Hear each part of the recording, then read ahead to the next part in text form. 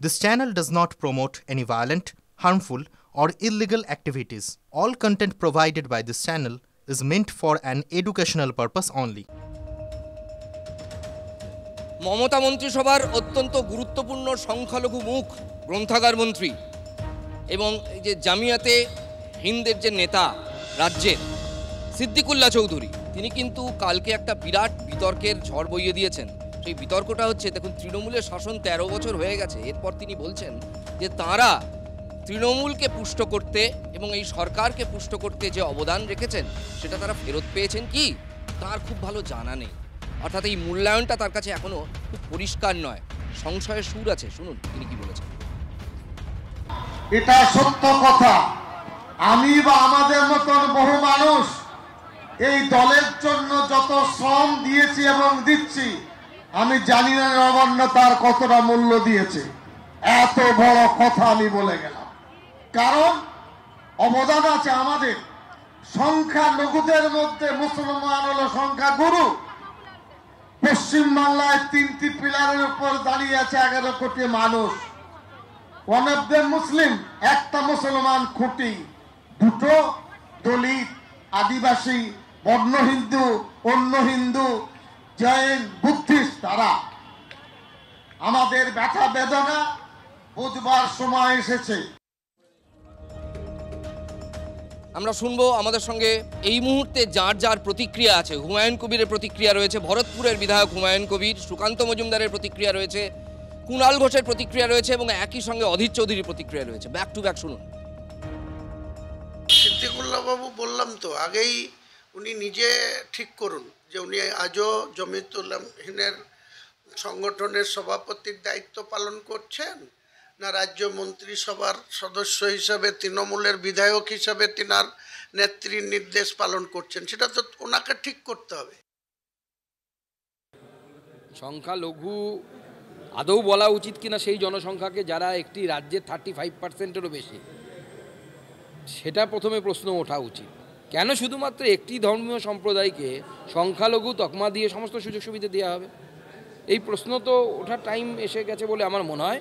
শুধু তাই নয়, আমার মনে হয় এই তকমাও পরিবর্তন হওয়া উচিত। সংখ্যালঘু নয়, দ্বিতীয় সংখ্যাগুরু সম্প্রদায়। তারা হিন্দু সমাজের পর দ্বিতীয় সংখ্যাগুরু সম্প্রদায় হচ্ছে পশ্চিমবঙ্গ। শুধু তাই নয়, পশ্চিমবঙ্গে বেশ কয়েকটি জেলা আছে যেখানে তারা সংখ্যাগুরু, হিন্দুরা সংখ্যালঘু। তো স্বাভাবিকভাবে সিদ্দিকুল্লাহ চৌধুরী মতো লোকেরা হচ্ছে এমন, ওই কথা আছে না বাংলায়, বাঘের পিঠে চললে আর নামা যায় না।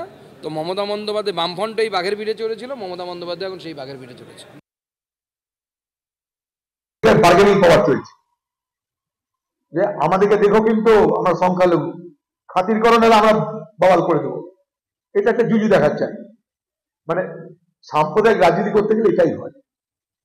আজকে না কালকে ঘাড়ে চেপে বসবে, মানে বাঘের ঘাড়ে চেপে ঘোরার মতন ব্যাপার। চমকাবে না তো, ক্ষমতা আছে ওদের, এসব কথা বলে। আমি বল করলে মুসলমানরা বিগড়ে যাবে।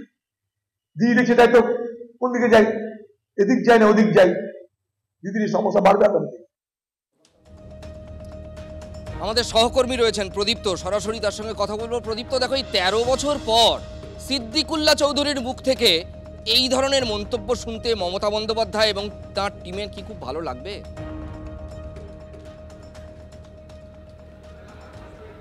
দেখো, সেটা ভালো লাগার কথা নয়। সিদ্দিকুল্লাহ চৌধুরী শুধু নয়, বা গত কয়েকদিন ধরে আমরা যদি দেখি যাদের বক্তব্য এখানে শোনালাম, সেই হুমায়ুন কবির, তিনিও সংখ্যা লঘুদের প্রসঙ্গ বলতে গিয়ে বিভিন্ন মন্তব্য করেছেন।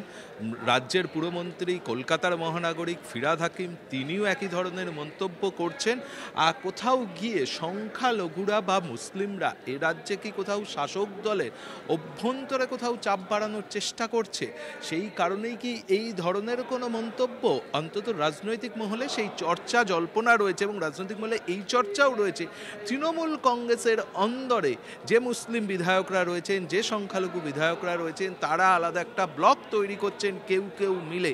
ফলে সেই ব্লকের কোনো বক্তব্য কি এইভাবে সামনে তারা চলে নিয়ে আসছে, যেটা মমতা বন্দ্যোপাধ্যায়ের ভালো লাগার কথা নয়। কিন্তু সংখ্যালঘু ভোট ব্যাংক মমতা বন্দ্যোপাধ্যায়ের কাছে একটা বড় গুরুত্বপূর্ণ জায়গাতে রয়েছে। তার কারণ সেই ভোট ভোটের ওপরেই নির্ভর করেই মমতা বন্দ্যোপাধ্যায় এই রাজ্যের ক্ষমতায় রয়েছেন, অন্তত তেমনটাই চর্চায় বারংবার উঠে আসছে।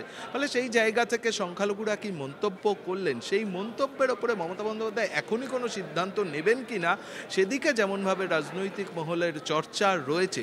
আর সেই চর্চার পাশাপাশি যেটা দেখা যাচ্ছে তা হলো যে সিদ্দিকুল্লাহ চৌধুরীরা কিন্তু এই মন্তব্যগুলো ক্রমশ বাড়িয়েই চলেছেন, অর্থাৎ 26-এর নির্বাচনের ক্ষেত্রে। একদমই 26-এর নির্বাচনের আগে এই বক্তব্য তার এবং ফিরহাদ হাকিম, পাশাপাশি বিরোধী দলের নেতৃত্ব তারা কিভাবে দেখছে, সবকিছুই একটা ইকুয়েশন এবং রিয়াকশনের ব্যাপার। আপাতত রাজা এবং শুভজিৎ মিত্রকে ধন্যবাদ জানাই। আমাদের অন্যান্য গুরুত্বপূর্ণ আপডেট অবশ্যই রয়েছে, একটা ব্রেকের পর ফিরে আসবো সেই সমস্ত খবরের আপডেট নিয়ে। সঙ্গে থাকুন প্লিজ।